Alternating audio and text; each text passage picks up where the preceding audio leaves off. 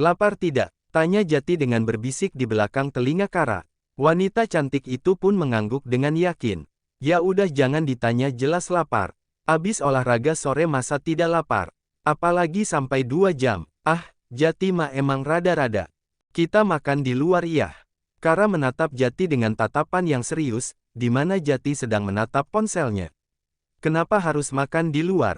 Tanya Kara. Dia sebenarnya tidak terlalu suka dengan keramaian, tentu lebih memilih makan dan menghabiskan waktunya di rumah. Sejak menikah kita tidak pernah jalan-jalan keluar. Jadi sekarang kita gunakan untuk jalan-jalan atau bisa dikatakan pacaran. Bukannya pacaran pasca menikah itu pahalanya sangat banyak, goda Jati. Sebagai pemburu surga jelas Kara pasti sangat mempertimbangkan ajakan Jati. Pacaran kan tidak harus di luar rumah. Kita bisa pacaran di dalam kamar atau bahkan ngobrol di rumah seperti membahas masa depan dan rencana-rencana kita ke depannya, timpal Kara dengan nada bicara yang jauh lebih genit. Ajaran Jati benar-benar diterapkan dengan sangat baik oleh Kara. Jati mengulurkan tangan agar Kara mendekat ke arahnya. Wanita cantik itu pun mengikuti kode dari Jati. Ia mendekat ke Jati dan duduk di pangkuannya. Ya memang untuk pacaran kita tidak harus keluar rumah, tapi kalau di dalam kamar dan rumah terus bosan sayang. Kita butuh jalan-jalan sesekali. Apa kamu tidak bosan selama ini di dalam rumah terus? Keluarlah sesekali nikmati udara luar. Kita makan di luar sembari mengobrol santai. Baru itu namanya kencan ala anak muda. Kita masih muda jadi nikmati masa muda, dan masa pacaran kita sebelum nanti ada Jati Junior dan pasti kita akan sulit untuk jalan-jalan keluar. Jati memangku sang istri dengan berbicara sembari tangannya melingkar di perut ramping Kara. Mendengar penjelasan Jati tentu Kara paham betul dengan apa yang Jati katakan. Sebenarnya juga Kara setuju saja kalau mereka jalan-jalan sejenak untuk mencari suasana baru. Namun, rasanya tidak akan seru kalau Kara tidak mengerjai Jati. Jadi kali ini Kara sedang mengetes suaminya. Memang umur Jati lebih muda 4 tahun dari Kara, tetapi sifat dewasa dan pengertian Jati patut diacungi jempol. Tapi di sini tidak ada kendaraan, apa kita akan naik kendaraan umum? Tanya Kara. Yah, dia memang belum memiliki kendaraan, hanya ada motor satu, itu pun motor matic dan juga sepeda ontel yang digunakan oleh Deva untuk bersekolah. Bukan karena Kara tidak punya uang untuk membeli itu semua, hanya saja Kara merasa belum terlalu membutuhkan kendaraan yang lebih lagi. Terlebih Kara lebih banyak menghabiskan waktunya di dalam rumah. Itu soal gampang selagi ada Dewa kita bisa manfaatkan kekayaan dia. Aku barusan minta Dewa antarkan motor dia ke sini. Kita jalan-jalan naik motor. Jati dengan percaya diri menunjukkan chat dirinya dan Dewa. Sontak saja Kara melebarkan matanya ketika mendengar ucapan Jati.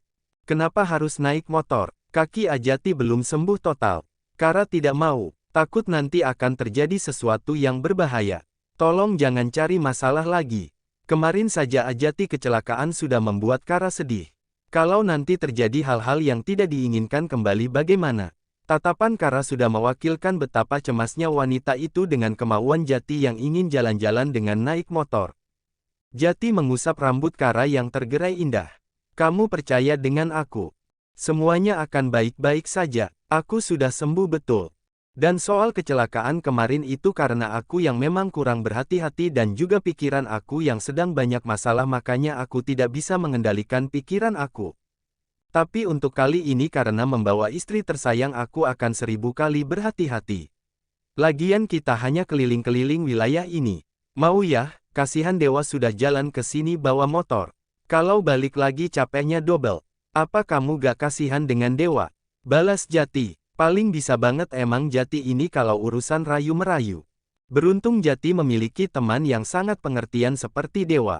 Siap direpotkan kapan saja. Bahkan saat ini di malam minggu dia mau direpotkan oleh Jati dengan mengantarkan motor yang akan dia pinjam. Enggak modal banget memang abang Jati ini, udah mah pinjam, tapi mau enaknya saja. Untung Dewa kesabarannya setebal kamus bahasa Inggris sehingga masih kuat menghadapi Jati yang super nyeleneh.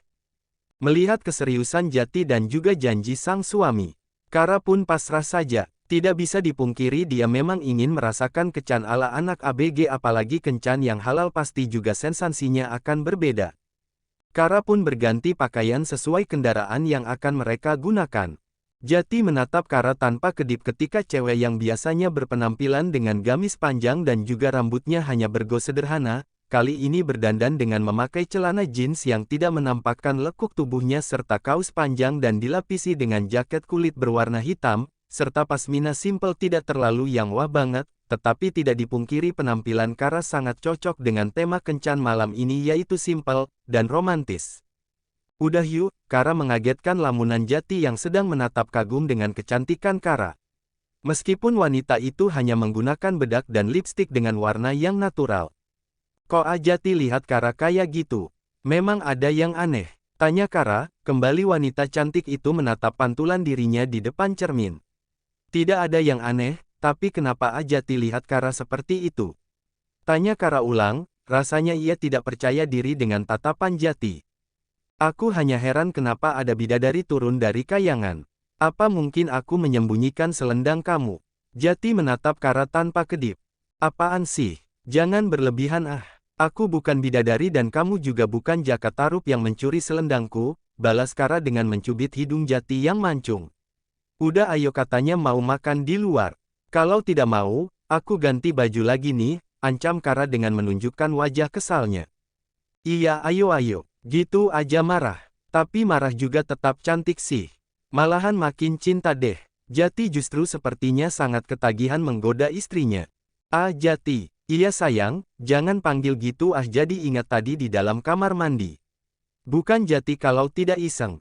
Kara pun memilih berjalan lebih dulu dan meninggalkan Jati dengan keisengannya.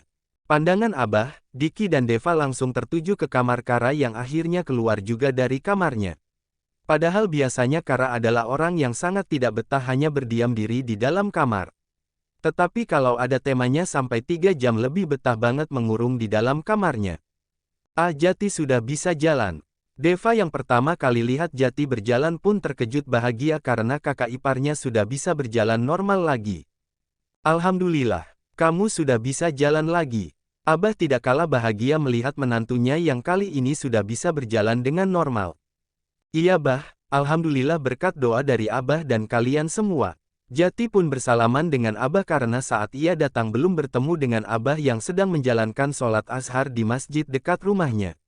Yah, laki-laki parubaya itu memang masih memegang kebiasaannya, yaitu kalau beribadah selalu di masjid. Sehingga meskipun mereka baru tinggal di lingkungan ini, tetapi sudah banyak tetangga yang mengenalnya. Hubungan mereka dengan tetangga pun semakin hari semakin baik banyak kenalan. Diki pun tidak kalah bahagia melihat kakak iparnya sudah bisa berjalan lagi. Kalian mau kemana kok rapi banget? Tanya Abah melihat penampilan sang putri yang jauh lebih cantik dari biasanya. Kita mau makan di luar Bah. Sekali-kali ingin keliling-keliling sekitar sini biar nggak bosan. Jati pun mengambil alih jawaban atas pertanyaan dari Abah. Oh ya udah kalau gitu. Abah hanya pesan kalau kalian hati-hati di jalan ya. Jati jangan ngebut-ngebut kamu masih pemulihan. Seperti orang tua pada umumnya Abah pun menasihati menantunya apalagi Jati baru saja mengalami kecelakaan yang hebat.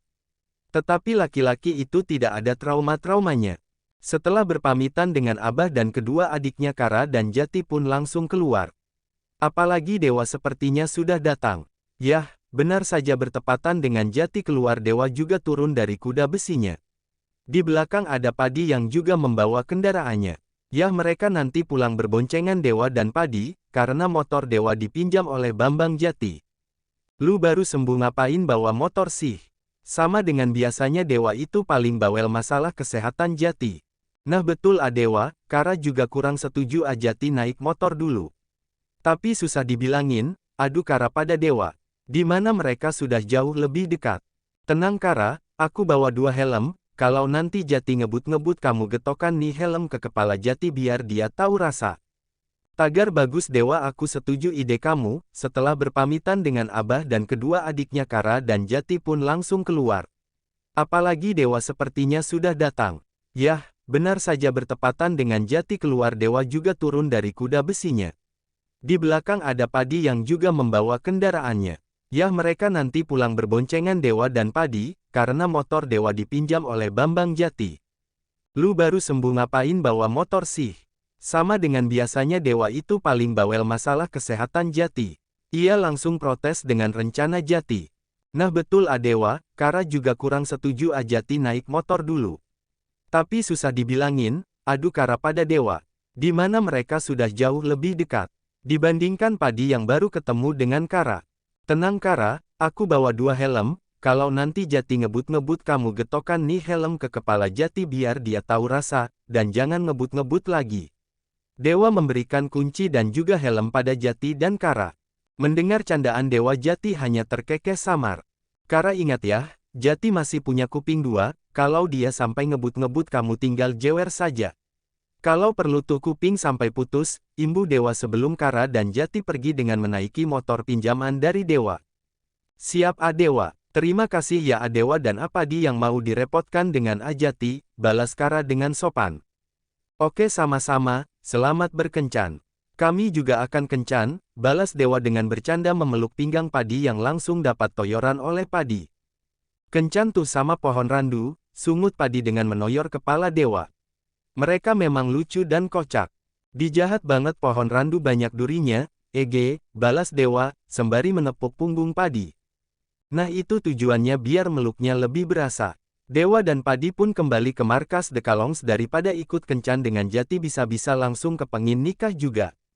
Sedangkan Jati dan Kara memilih menikmati malam minggu dengan keliling kota Jakarta. Kara memeluk punggung Jati, dengan mesra. Ini adalah pengalaman pertama Kara memeluk laki-laki sembari naik motor. Kesan pertama sangat romantis, akhirnya ia bisa merasakan apa yang wanita lain rasakan. Kepalanya disandarkan di punggung Jati.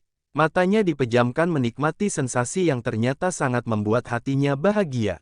Kita mau kemana? Tanya Jati. Kara yang kurang jelas pun mendekatkan telinganya, lebih dekat dengan Jati. Jati ngomong apa? Tanya balik Kara, maklum angin malam terasa kencang sehingga ia ngobrol dengan menggunakan helm itu sangat mengganggu, dan membuat jadi budek. Mau jalan-jalan kemana? Ulang Jati kali ini dengan suara yang jauh lebih keras lagi. Terserah Ajati aja, Kara ikut kemana Ajati mau. Pasti itu adalah tempat yang asik untuk jalan-jalan, balas Kara, dengan suara yang keras juga. Seolah mereka sedang marahan. Oke, Jati pun memilih sebuah mall yang cukup besar. Ia benar-benar memanfaatkan malam minggu ini untuk jalan-jalan, makan dan nonton. Kara dan Jati langsung turun begitu sudah sampai di parkiran mall yang ramai terlebih malam minggu jelas ini menjadi tempat yang banyak diburu oleh anak muda dan keluarga untuk menikmati kebersamaan. Jati membuka helm Kara dengan lembut dan merapikan hijabnya, terakhir mencium kening sang istri. Untung parkiran sedikit sepi sehingga mungkin tidak ada yang melihat. Kalau ada yang melihat mereka bisa baper lihat pasangan ini. Kamu nggak keberatan kan kita jalan-jalan ke sini? Tanya Jati, agar sang istri tidak merasa kalau Jati hanya mementingkan kemauan sendiri saja. Iya tidak apa-apa, balas Kara dengan menggandeng tangan sang suami. Pertama yang dituju adalah tempat makan. Kara dan Jati pun menikmati kencan ala pasangan halal. Mereka makan dengan sesekali bercengkrama, dan ngobrol. Tidak jarang juga Kara dan juga Jati saling suap-suapan. Setelah 1 jam menghabiskan waktu di tempat makan, Jati dan Kara pun melanjutkan akan mengunjungi bioskop untuk menonton film. Abang, suara yang sangat Jati kenal tiba-tiba terdengar di antara ramainya pengunjung mall. Sontak Jati langsung menoleh ke belakang. Dek, sesosok gadis kecil berdiri dengan menatap penuh tanya pada pasangan yang sedang bergandengan tangan. Kakak Kara, kini Kara dan Jati saling pandang. Kamu di sini sama siapa? Tanya Jati pada adik kecilnya. Kencan romantis pertama kalinya pun langsung membuat tegang Jati. Jadi Ajati dan kakak Kara tidak berpisah. Kenapa tega bohongin Nara? Lirih gadis kecil itu dengan tatapan yang tajam meminta penjelasan pada sepanjang suami istri yang sedang kencan.